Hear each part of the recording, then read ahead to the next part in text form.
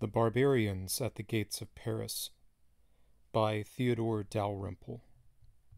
Everyone knows La Douce France, the France of wonderful food and wine, beautiful landscapes, splendid chateaux and cathedrals. More tourists, 60 million a year, visit France than any country in the world by far. Indeed, the Germans have a saying, not altogether reassuring for the French, to live as God in France. 500,000 Britons have bought second homes there. Many of them bore their friends back home with how they order these things better in France. But there is another growing and much less reassuring side to France. I go to Paris about 4 times a year, and thus have a sense of the evolving preoccupations of the French middle classes. A few years ago it was schools. The much vaunted French educational system was falling apart. Illiteracy was rising. Children were leaving school as ignorant as they entered, and much worse behaved. For the last couple of years, though, it has been crime, l'insécurité, les violences urbaines, les invalides. Everyone has a tale to tell, and no dinner party is complete without a horrifying story. Every crime, one senses, means a vote for Le Pen, or whoever replaces him. I first saw l'insécurité for myself about 8 months ago. It was just off the Boulevard Saint-Germain, in a neighborhood where a tolerably spacious apartment could cost $1 million. 3 youths, Romanians, were attempting quite openly to break into a parking meter with large screwdrivers to steal the coins. It was 4 o'clock in the afternoon. The sidewalks were crowded, and the nearby cafes were full. The youths behaved as if they were simply pursuing a normal and legitimate activity, with nothing to fear. Eventually, 2 women in their 60s told them to stop. The youths, laughing until then, turned murderously angry, insulted the women, and brandished their screwdrivers. The women retreated, and the youths resumed their work. A man of about 70 then told them to stop. They berated him still more threateningly, one of them holding a screwdriver as if to stab him in the stomach. I moved forward to help the man, but the youths, still shouting abuse and genuinely outraged at being interrupted in the pursuit of their livelihood, decided to run off. But it all could have ended very differently. Several things struck me about the incident. The youth's sense of invulnerability in broad daylight, the indifference to their behavior of large numbers of people who would never dream of behaving in the same way, that only the elderly tried to do anything about the situation, though physically least suited to do so. Could it be that only they had a view of right and wrong clear enough to wish to intervene? That everyone younger than they thought something like, refugees, hard life, very poor, too young to know right from wrong, and anyway never taught, no choice for them, punishment cruel and useless. The real criminals, indeed, were the drivers, whose coins filled the parking meters. Were they not polluting the world with their cars? Another motive for inaction was that, had the youths been arrested, nothing would have happened to them. They would have been back on the streets within the hour. Who would risk a screwdriver in the liver to safeguard the parking meters of Paris for an hour? The laxism of the French criminal justice system is now notorious. Judges often make remarks indicating their sympathy for the criminals they are trying, based upon the usual generalizations about how society, not the criminal, is to blame. And the day before I witnessed the scene on the Boulevard Saint-Germain, 8,000 police had marched to protest the release from prison on bail of an infamous career armed robber and suspected murderer before his trial for yet another armed robbery, in the course of which he shot someone in the head. Out on bail before this trial, he then burgled a house. Surprised by the police, he and his accomplices shot 2 of them dead and seriously wounded a third. He was also under strong suspicion of having committed a quadruple murder a few days previously, in which a couple who owned a restaurant and 2 of their employees were shot dead in front of the owner's 9-year-old daughter. The left-leaning Libération, one of the 2 daily newspapers the French intelligentsia reads, dismissed the marchers, referring with disdainful sarcasm to la fièvre flicardière, cop fever. The paper would no doubt have regarded the murder of a single journalist, that is to say, of a full human being, differently, let alone the murder of 2 journalists or 6. And, of course, no one in the newspaper acknowledged that an effective police force is as vital a guarantee of personal freedom as a free press, and that the thin blue line that separates man from brutality is exactly that, thin. This is not a decent thing for an intellectual to say, however true it may be. It is the private complaint of everyone, however, that the police have become impotent to suppress and detect crime. Horror stories abound. A Parisian acquaintance told me how one recent evening he had seen 2 criminals attack a car in which a woman was waiting for her husband. They smashed her side window and tried to grab her purse, but she resisted. My acquaintance went to her aid and managed to pin down one of the assailants, the other running off. Fortunately, some police passed by, but to my acquaintance's dismay, they let the assailant go, giving him only a warning. My acquaintance said to the police that he would make a complaint. The senior among them advised him against wasting his time. At that time of night, there would be no one to complain to at the local commissariat. He would have to go the following day, and would have to wait in line for 3 hours. He would have to return several times, with a long wait each time, and in the end, nothing would be done. As for the police, he added, they did not want to make an arrest in a case like this. There would be too much paperwork. And even if the case came to court, the judge would give no proper punishment. Moreover, such an arrest would retard their careers. The local police chiefs were paid by results, by the crime rates in their areas of jurisdiction. The last thing they wanted was for a policeman to go around finding and recording crime. Not long afterwards, I heard of another case in which the police simply refused to record the occurrence of a burglary, much less try to catch the culprits. Now crime and general disorder are making inroads into places where, not long ago, they were unheard of. At a peaceful and prosperous village near Fontainebleau that I visited, the home of retired high officials and of a former cabinet minister, criminality had made its first appearance only 2 weeks before. There had been a burglary and a rodeo, an impromptu race of youths in stolen cars, around the village green, whose fence the car thieves had knocked over to gain access. A villager called the police, who said they could not come at the moment, but who politely called back half an hour later to find out how things were going. 2 hours later still, they finally appeared, but the rodeo had moved on, leaving behind only the remains of a burned-out car. The blackened patch on the road was still visible when I visited. The official figures for this upsurge, doctored as they no doubt are sufficiently alarming. Reported crime in France has risen from 600,000 annually in 1959 to 4 million today, while the population has grown by less than 20%, and many think today's crime number is an underestimate by at least a half. In 2000, 1 crime was reported for every 6th inhabitant of Paris, and the rate has increased by at least 10% a year for the last 5 years. Reported cases of arson in France have increased 2,500% in 7 years, from 1,168 in 1993 to 29,192 in 2000.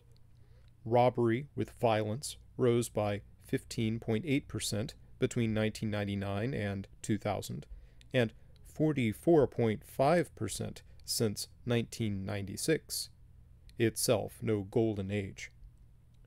Where does the increase in crime come from? The geographical answer: from the public housing projects that encircle and increasingly besiege every French city or town of any size, Paris especially. In these housing projects lives an immigrant population numbering several million, from North and West Africa mostly, along with their French-born descendants and a smattering of the least successful members of the French working class. From these projects, the excellence of the French public transport system ensures that the most fashionable arrondissements are within easy reach of the most inveterate thief and vandal.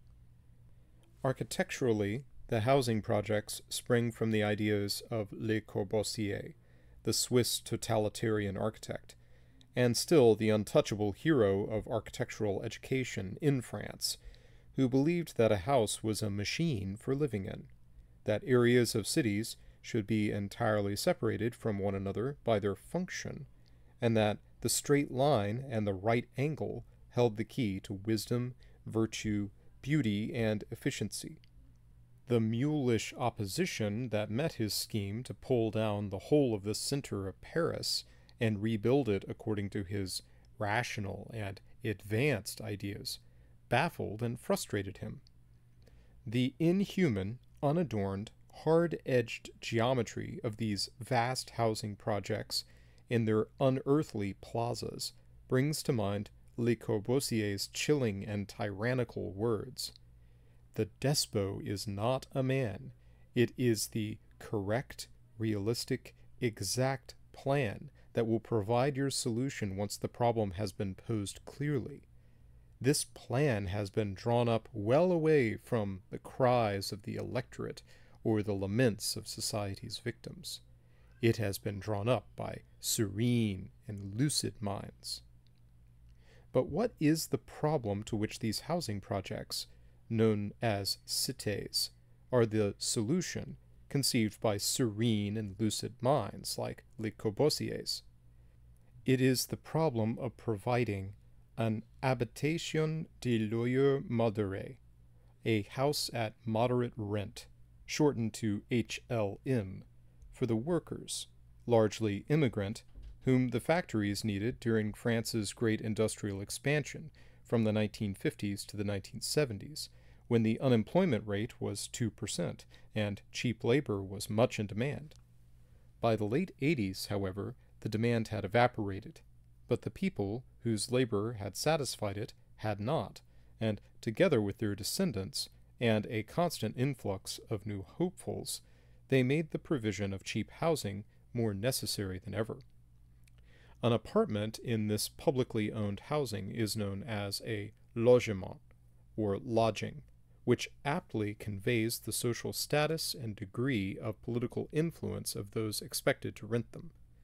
The cités are thus social marginalization made concrete, bureaucratically planned from their windows to their roofs, with no history of their own, or organic connection to anything that previously existed on their sites.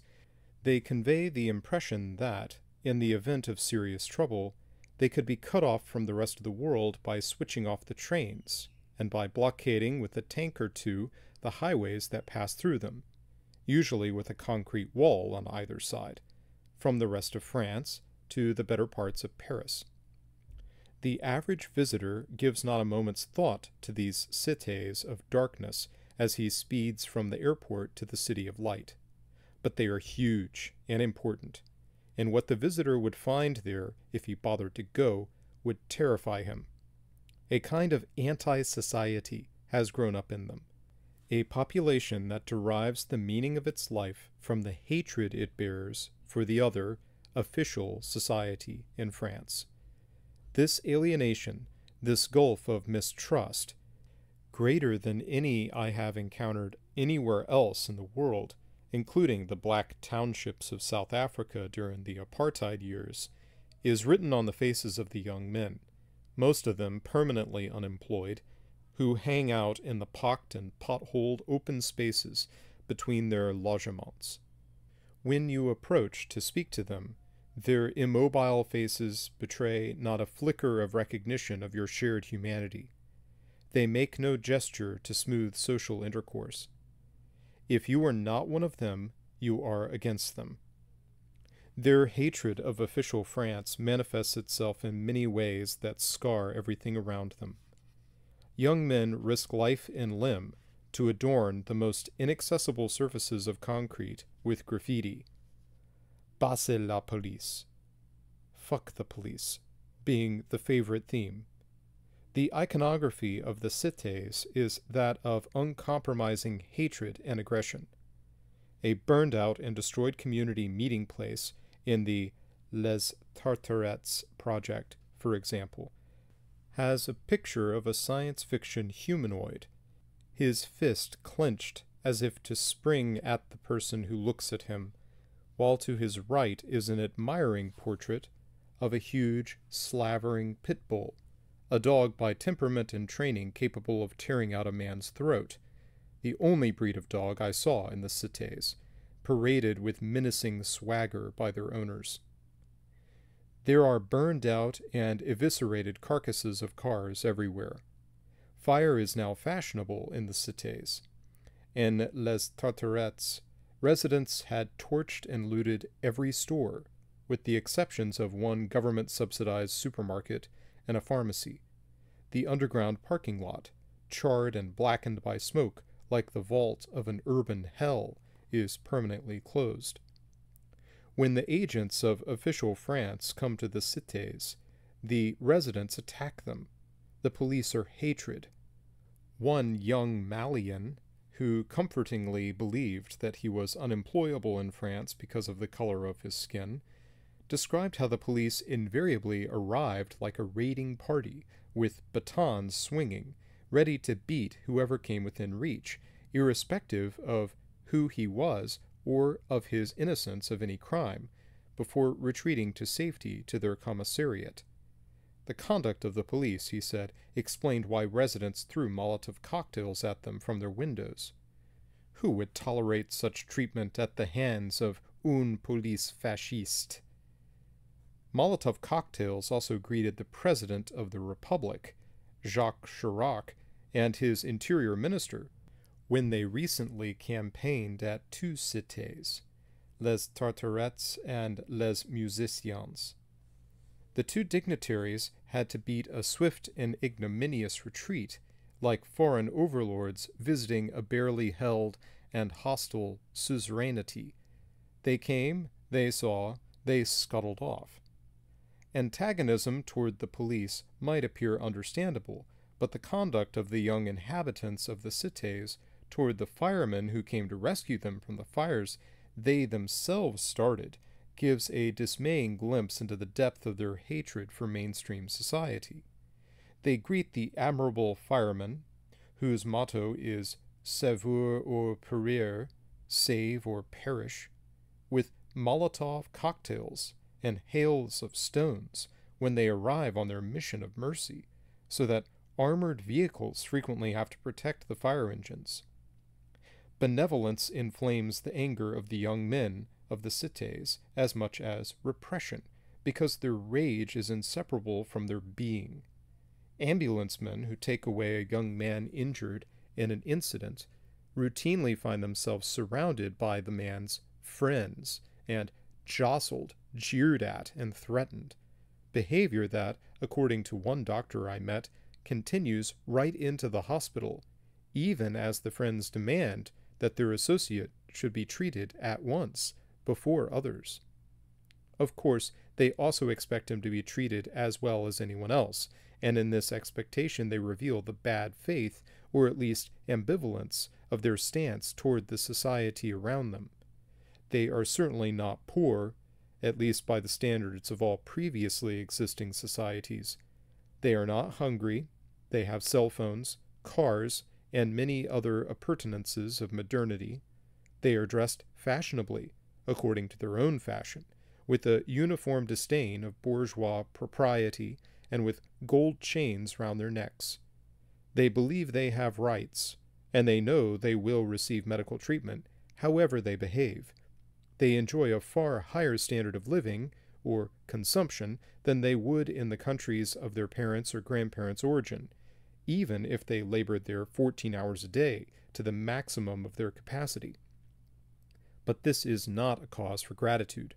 On the contrary, they feel it as an insult or a wound, even as they take it for granted as their due. But like all human beings, they want the respect and approval of others, even, or rather especially, of the people who carelessly toss them the crumbs of Western prosperity. Emasculating dependence is never a happy state, and no dependence is more absolute, more total, than that of most of the inhabitants of the cities. They therefore come to believe in the malevolence of those who maintain them in their limbo, and they want to keep alive the belief in this perfect malevolence, for it gives meaning, the only possible meaning, to their stunted lives.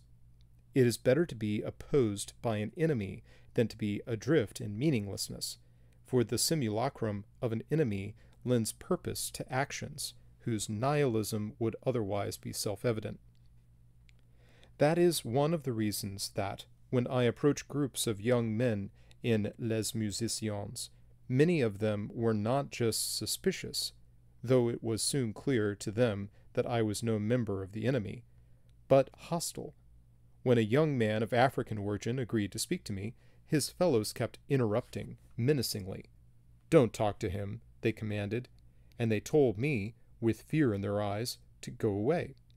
The young man was nervous too. He said he was afraid of being punished as a traitor. His associates feared that normal contact with a person who was clearly not of the enemy, and yet not one of them either, would contaminate their minds and eventually break down the them and us worldview that stood between them and complete mental chaos. They needed to see themselves as warriors in a civil war, not mere ne'er-do-wells and criminals. The ambivalence of the cité dwellers matches official France's attitude toward them, over-control and interference, alternating with utter abandonment. Bureaucrats have planned every item in the physical environment, for example, and no matter how many times the inhabitants foul the nest, to use the Afrikaner's expression, the state pays for renovation, hoping thereby to demonstrate its compassion and concern.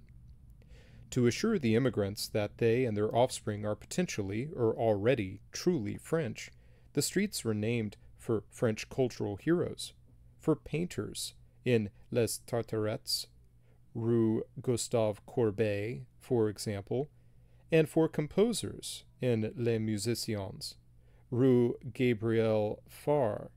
Indeed, the only time I smiled in one of the cities was when I walked past two concrete bunkers with metal windows, the École Maternelle Charles Baudelaire and the École Maternelle Arthur Rimbaud.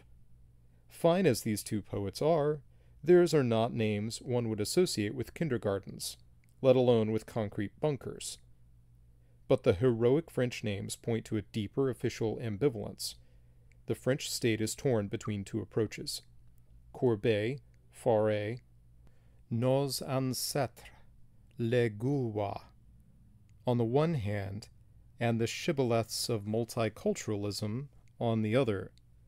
By compulsion of the Ministry of Education, the historiography that the schools purvey is that of the triumph of the unifying, rational, and benevolent French state through the ages, from Colbert onward, and Muslim girls are not allowed to wear headscarves in schools. After graduation, people who dress in ethnic fashion will not find jobs with major employers. But at the same time, official France also pays a cowering lip service to multiculturalism. For example, to the culture of the cités. Thus, French rap music is the subject of admiring articles in Libération and Le Monde, as well as pusillanimous expressions of approval from the last two ministers of culture. One rap group, the Ministère Amer, or Bitter Ministry, one special official praise. Its best-known lyric, "Another woman takes her beating. This time she's called Bridget. She's the wife of a cop. The novices of vice piss on the police. It's not just a firework. Scratch the clitoris. Bridget, the cop's wife, likes niggers. She's hot, hot in her pants." This vile rubbish receives accolades for its supposed authenticity, for in the multiculturalist mental world in which the savages are forever noble, there is no criterion by which to distinguish high art from low trash. And if intellectuals, highly trained in the Western tradition, are prepared to praise such degraded and brutal pornography, it is hardly surprising that those who are not so trained come to the conclusion that there cannot be anything of value in that tradition. Cowardly multiculturalism thus makes itself the handmaiden of anti-Western extremism. Whether or not rap lyrics are the authentic voice of the cités, they are certainly its authentic ear. You can observe many young men in the cités sitting around in their cars, aimlessly, listening to it for hours on end, so loud that the pavement vibrates to it 100 yards away. The imprimatur of the intellectuals and of the French cultural bureaucracy no doubt encourages them to believe that they are doing something worthwhile. But when life begins to imitate art, and terrible gang rapes occur with increasing frequency, the same official France becomes puzzled and alarmed. What should it make of the 18 young men and 2 young women currently being tried in Pontoise for allegedly abducting a girl of 15 and for 4 months raping her repeatedly in basements, stairwells, and squats? Many of the group seem not merely unrepentant or unashamed, but proud. Though most people in France have never visited a cité, they dimly know that long-term unemployment among the youth is so rife there that it is the normal state of being. Indeed, French youth unemployment is among the highest in Europe, and higher the further you descend the social scale, largely because high minimum wages, payroll taxes, and labor protection laws make employers loath to hire those whom they cannot easily fire and whom they must pay beyond what their skills are worth. Everyone acknowledges that unemployment, particularly of the permanent kind, is deeply destructive, and that the devil really does find work for idle hands.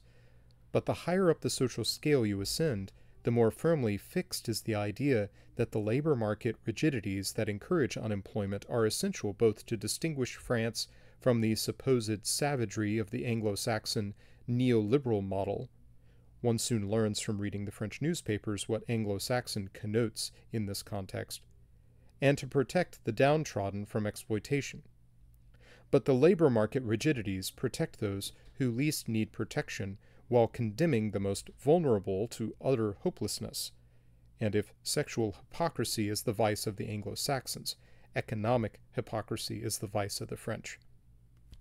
It requires little imagination to see how, in the circumstances, the burden of unemployment should fall disproportionately on immigrants and their children, and why, already culturally distinct from the bulk of the population, they should feel themselves vilely discriminated against. Having been enclosed in a physical ghetto, they respond by building a cultural and psychological ghetto for themselves. They are of France, but not French. The state, while concerning itself with the details of their housing, their education, their medical care, and the payment of subsidies for them to do nothing, abrogates its responsibility completely in the one area in which the state's responsibility is absolutely inalienable: law and order. In order to placate, or at least not to inflame, disaffected youth, the Ministry of the Interior has instructed the police to tread softly, that is to say, virtually not at all, except by occasional raiding parties, when inaction is impossible, in the more than 800 zones sensibles, sensitive areas, that surround French cities, and that are known collectively as la zone. But human society, like nature, abhors a vacuum, and so authority of a kind, with its own set of values, occupies the space where law and order should be. The authority and brutal values of psychopathic criminals and drug dealers. The absence of a real economy and of law means, in practice, an economy and an informal legal system based on theft and drug trafficking. In Les Tartarettes, for example, I observed two dealers openly distributing drugs and collecting money while driving around in their highly conspicuous BMW convertible, clearly the monarchs of all they surveyed. Both of Northwest African descent, one wore a scarlet baseball cap backwards, while the other had dyed blonde hair, contrasting dramatically with his complexion.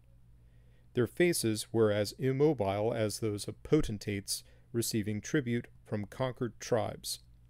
They drove everywhere at maximum speed in low gear and high noise. They could hardly have drawn more attention to themselves if they tried. They didn't fear the law. Rather, the law feared them. I watched their proceedings in the company of old immigrants from Algeria and Morocco, who had come to France in the early 1960s. They too lived in Les Tartarettes and had witnessed its descent into a state of low-level insurgency. They were so horrified by daily life that they were trying to leave, to escape their own children and grandchildren. But once having fallen into the clutches of the system of public housing, they were trapped. They wanted to transfer to a cité, if such existed, where the new generation did not rule, but they were without leverage, or piston, in the giant system of patronage that is the French state, and so they had to stay put, puzzled, alarmed, incredulous, and bitter at what their own offspring had become, so very different from what they had hoped and expected. They were better Frenchmen than either their children or grandchildren. They would never have whistled and booed at the Marseillaise, as their descendants did before the soccer match between France and Algeria in 2001, alerting the rest of France to the terrible canker in its midst. Whether France was wise to have permitted the mass immigration of people culturally very different from its own population to solve a temporary labor shortage and to assuage its own abstract liberal conscience is disputable. There are now an estimated 8 or 9 million people of North and West African origin in France, twice the number in 1975, and at least 5 million of them are Muslims. Demographic projections, though projections are not predictions, suggest that their descendants will number 35 million before this century is out, more than a third of the likely total population of France. Indisputably, however, France has handled the resultant situation in the worst possible way. Unless it assimilates these millions successfully, its future will be grim. But it has separated and isolated immigrants and their descendants geographically into dehumanizing ghettos. It has pursued economic policies to promote unemployment and create dependence among them, and with all the inevitable psychological consequences. It has flattered the repellent and worthless culture they have developed, and it has withdrawn the protection of the law from them, allowing them to create their own lawless order. No one should underestimate the danger that this failure poses, not only for France but also for the world. The inhabitants of the cités are exceptionally well armed. When the professional robbers among them raid a bank or an armored car delivering cash, they do so with bazookas and rocket launchers, and dress in paramilitary uniforms. From time to time, the police discover whole arsenals of Kalashnikovs in the cités. There is a vigorous informal trade between France and post-communist Eastern Europe. Workshops and underground garages in the cités change the serial numbers of stolen luxury cars before export to the East, in exchange for sophisticated weaponry. A profoundly alienated population is thus armed with serious firepower, and in conditions of violent social upheaval, such as France is in the habit of experiencing every few decades, it could prove difficult to control. The French state is caught in a dilemma between honoring its commitments to the more privileged section of the population many of whom earn their livelihoods from administering the dirigiste economy and freeing the labor market sufficiently to give the hope of a normal life to the inhabitants of the cities. Most likely, the state will solve the dilemma by attempts to buy off the disaffected with more benefits and rights at the cost of higher taxes. That will further stifle the job creation that would most help the cité dwellers. If that fails, as in the long run it will, harsh repression will follow. But among the third of the population of the cités, that is of North African Muslim descent, there is an option that the French, and not only the French, fear. For imagine yourself a youth in Les Tartarettes or Les Musiciens, intellectually alert but not well educated, believing yourself to be despised because of your origins by the larger society that you were born into, permanently condemned to unemployment by the system that contemptuously feeds and clothes you, and surrounded by a contemptible, nihilistic culture of despair, violence, and crime. Is it not possible that you would seek a doctrine that would simultaneously explain your predicament, justify your wrath, point the way toward your revenge, and guarantee your salvation, especially if you were imprisoned? Would you not seek a worthwhile direction for the energy, hatred, and violence seething within you?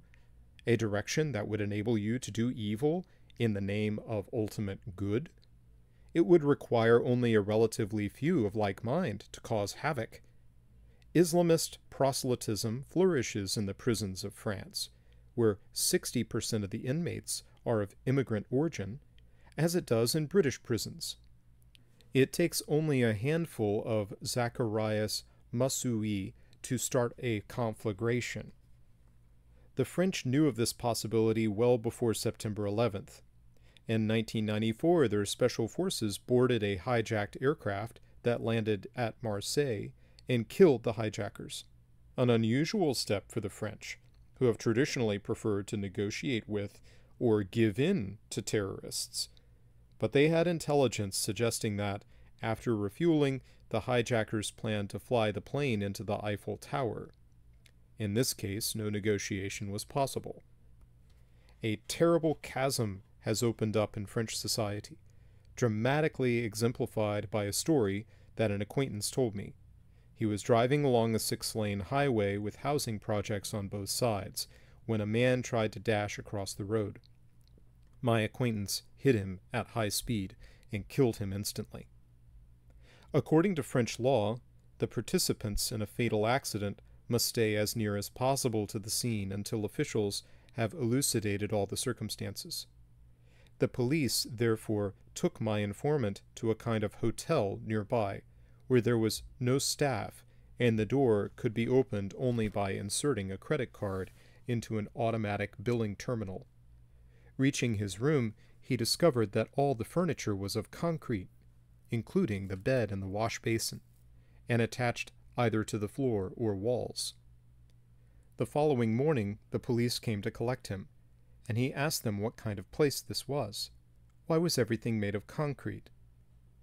"But don't you know where you are, monsieur?" they asked. "C'est la zone. C'est la zone." La zone is a foreign country. They do things differently there. 2002.